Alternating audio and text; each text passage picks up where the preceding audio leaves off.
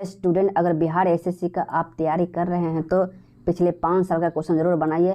आपको इससे काफ़ी ज़्यादा बेनिफिट होगा एग्ज़ाम में।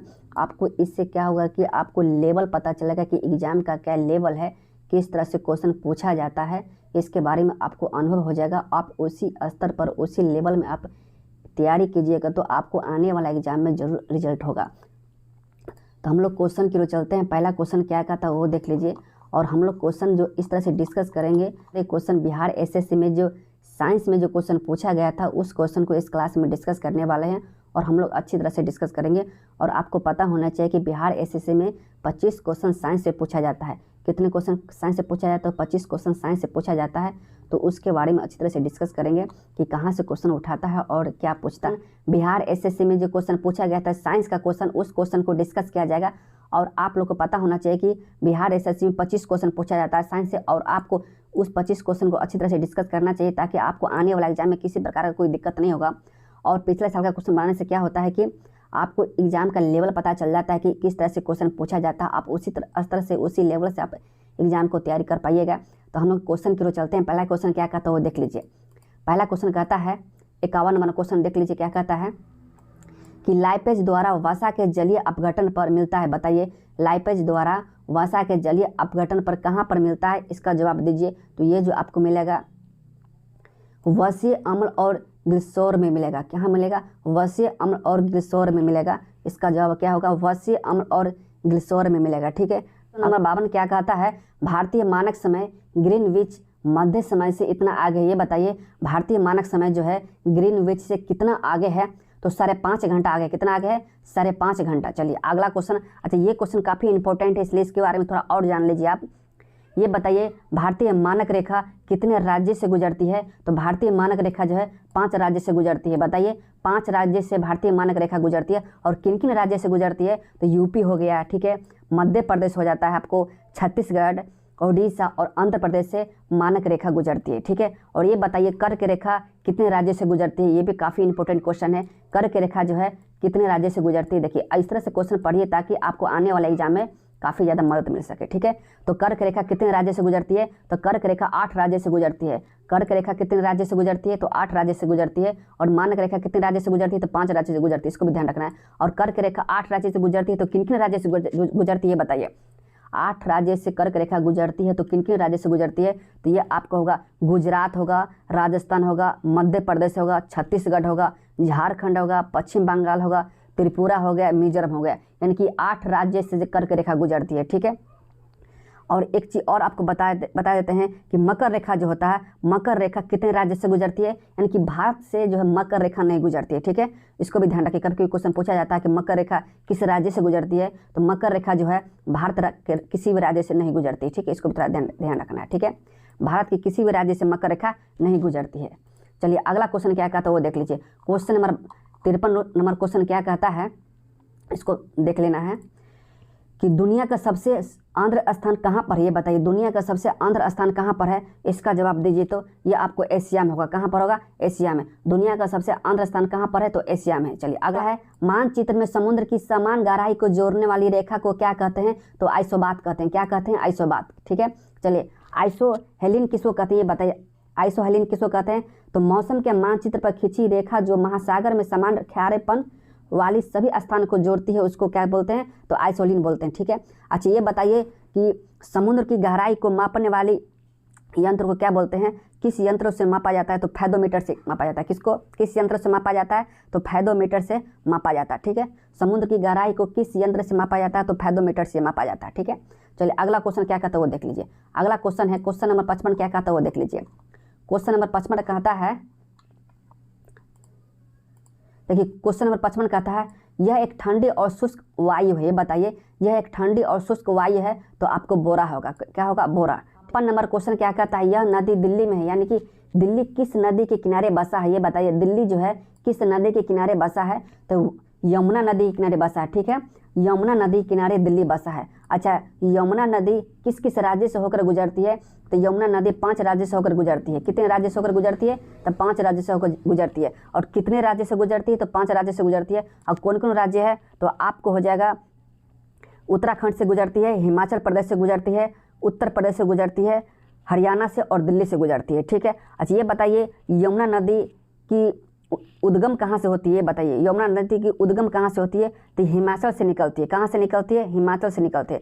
यमुना नदी की यमुना नाम क्यों रखा गया, तो ये क्योंकि यमुनोत्री से जगह है वहाँ से निकलती है, इसलिए उसको यमुना नाम रखा गया, ठीक है। यमुना नदी की यमुना नाम क्यों रखा गया, तो यमुनोत्री एक नाम का जगह है जो कि वहाँ से निकलती है, इसलिए इसको यमुना नदी नाम रखा गया, ठीक है। अच्छा ये बताइए यमुना नदी के किनारे और कौन कौन शहर बसा हुआ है, इसका भी जवाब दीजिए। यमुना नदी के किनारे और कौन कौन शहर बसा हुआ है दिल्ली के अलावा, तो आपको हो जाएगा आगरा भी जो है यमुना नदी के किनारे बसा है, मथुरा भी जो है यमुना नदी के किनारे बसा है, और दिल्ली तो आपको पता ही है, और प्रयागराज भी जो है यमुना नदी के किनारे बसा है, ठीक है। चलिए अगला क्वेश्चन क्या कहता हो, देखिए क्वेश्चन इस तरह से पढ़ा कीजिए ताकि उस तरह से क्वेश्चन पूछा जाए एग्जाम में, तो छोड़ना नहीं चाहिए, ठीक है। इसी तरह क्वेश्चन पूछता है और इस तरह से आप पढ़ाई कीजिएगा तभी आपको एग्जाम निकलेगा, ठीक है। चलिए अगला क्वेश्चन क्या कहता है वो देख लीजिए। इरावदी नदी इसमें जा मिलती है, बताइए इरावदी, देखिए आप बोलते हैं कहाँ से कौन नदी निकलती है और कहाँ जाकर मिलती है, इसको भी आपको ध्यान रखना है। यहाँ क्वेश्चन पूछ दिया कि इरावदी नदी इसमें जा मिलती है, यानी कि इरावदी नदी कहाँ जाकर मिलती है, ये बताइए इरावदी नदी जो है कहाँ जाकर मिलती है, तो आपको जो है बंगाल की खाड़ी में मिलती है। कहाँ मिलती है, बंगाल की खाड़ी में मिलती है, इसको आपको ध्यान रखना है।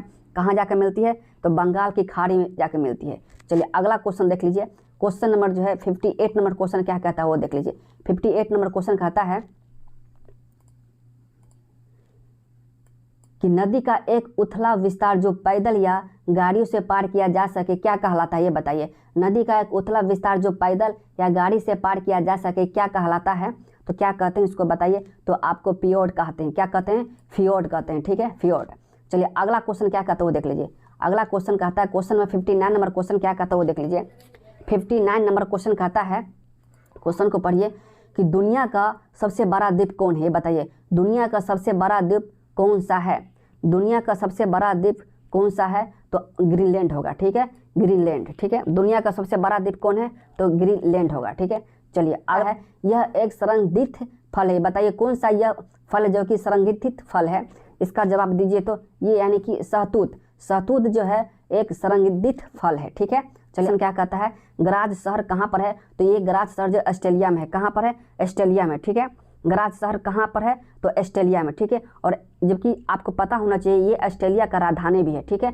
गराज जो शहर जो है ऑस्ट्रेलिया का राजधानी भी है, इसको भी आप ध्यान रखना पड़ेगा, ठीक है। नंबर क्वेश्चन कहता है मात्रा UT+T का आयाम क्या होगा, ये बताइए। तो इसको अगर सॉल्व कीजिएगा तो तो LT निकलेगा। पिछले क्वेश्चन बता चुके हैं किसी तरह सॉल्व किया जाता है, ठीक है। चलिए अगला क्वेश्चन क्या कहता है वो देख लीजिए। अगला क्वेश्चन जो कहता है क्वेश्चन नंबर 63 नंबर क्वेश्चन कहता है, देख लीजिए। क्लासिकल भौतिक के नियम इन कणों पर लागू होते हैं जिनका आकार क्या होता है, ये बताइए। क्लासिकल भौतिक के नियम इन कणों पर लागू होता है जिनका आकार क्या होता है, तो जिनका आकार जो है आपको 10⁻⁻8 मीटर से बड़ा होता है, ठीक है। 10⁻⁸ मीटर से बड़ा होता है, ठीक है। और 64 क्या कहता है वो देख लीजिए।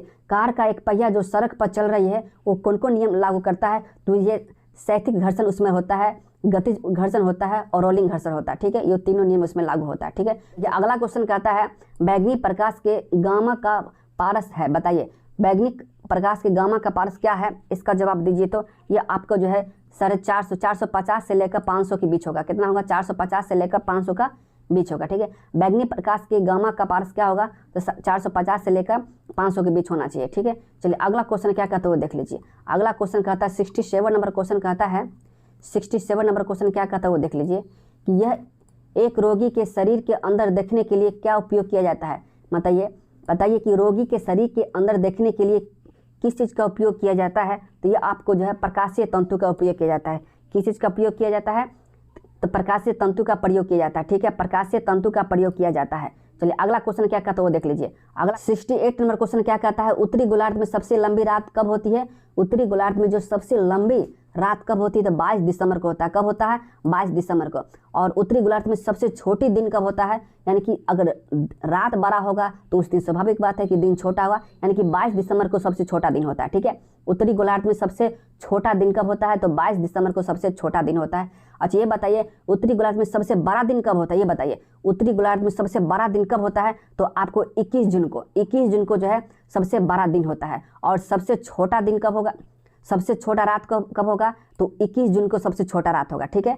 इसका उल्टा देख लीजिए। कुल मिलाकर कहना यह है कि उत्तरी गोलार्ध में जो है सबसे बड़ी रात होगा 22 दिसंबर को और सबसे छोटी दिन होगा 22 दिसंबर को। और उसी तरह आप देख लीजिएगा कि 21 जून को जो है उत्तरी गोलार्ध में सबसे बड़ा दिन होगा। ठीक है, सबसे बड़ा दिन 21 जून को होगा और सबसे छोटा रात जो है 21 जून को होगा। ठीक है, चलिए अगला क्वेश्चन देखिए। क्वेश्चन इस तरह से पढ़िए ताकि अगर इस टाइप क्वेश्चन पूछ दे तो क्वेश्चन एक भी नहीं छूटना चाहिए। ठीक है, 70 नंबर क्वेश्चन कहता है एक लोहे चुंबकीय पदार्थ के लिए उसके चुंबकीय सुघ्रता के लिए यह सत्य है। क्या सत्य है ये बताइए। 70 नंबर क्वेश्चन देख लीजिए क्या कहता है, यह आपको अधिक होगा। ठीक है, क्या होगा, अधिक। ठीक है, जब प्रकाश दूसरे माध्यम के अंदर जाता है तो क्या होता है। जब प्रकाश जो है दूसरे माध्यम के अंदर जब जाता है तो क्या होता है। 71 नंबर क्वेश्चन देख लीजिए। ये आपको जो है उसकी आवृत्ति में कोई परिवर्तन नहीं होता है। क्या होता है, उसकी आवृत्ति में कोई परिवर्तन नहीं होता है। ठीक है, जब प्रकाश एक माध्यम से दूसरे माध्यम जब जाती है या अंदर जाती है तो उसकी आवृत्ति में कोई परिवर्तन नहीं होता। ठीक है, ये सारे क्वेश्चन बिहार एसएससी साइंस में जो क्वेश्चन पूछा गया था उस क्वेश्चन को डिस्कस किया गया था, जो कि आपको 29 जनवरी 2017 को ये क्वेश्चन पूछा गया था। ये सारे क्वेश्चन 25 क्वेश्चन जो हैं साइंस के क्वेश्चन पूछे गए, तो उस क्वेश्चन को इस क्लास में डिस्कस किया गया था। अगर ये क्लास थोड़ा भी आपको बेनिफिट हुआ तो आप इस चैनल को सब्सक्राइब जरूर कीजिएगा ताकि आपको आने वाला एग्जाम में आपको काफ़ी ज़्यादा बेनिफिट होने वाला है। ठीक है, धन्यवाद।